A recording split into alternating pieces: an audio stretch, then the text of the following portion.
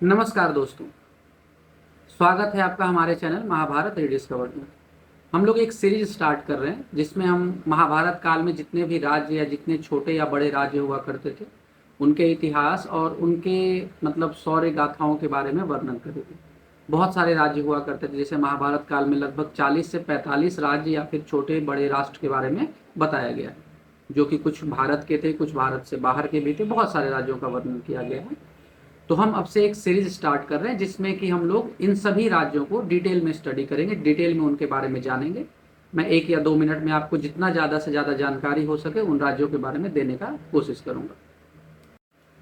इनमें से कुछ राज्यों का नाम आपने शायद सुना भी होगा, जैसे सबसे पहला कुरु राष्ट्र हो गया, या फिर कौशल हो गया, या फिर पांचाल राज्य हो गया, मगध हो गया, या फिर सिंध हो गया, या फिर मद्र हो गया। ये सब राज्यों का नाम आपने सुना होगा। गांधार राज्य का नाम आपने सुना होगा।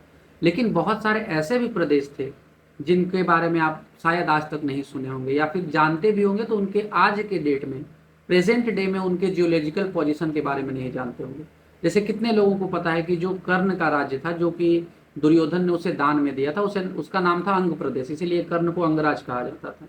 अंग प्रदेश प्रेजेंट डे भागलपुर के एरिया में, जो कि बिहार में लाई करता है, जिसे वहाँ की भाषा को अभी भी अंगिका कहा जाता है, क्योंकि वो अंग प्रदेश का भाषा है।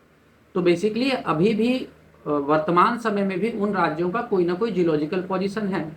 हो सकता है उनके नाम बदल गए हो सकता है कि उनके बारे में लोगों को पता नहीं हो, लेकिन महाभारत काल में जितने भी राज्यों का वर्णन किया गया, जितने भी राज्य के बारे में बताया गया है, वो सभी भारत के किसी न किसी क्षेत्र में वर्तमान समय में भी उनका अस्तित्व है।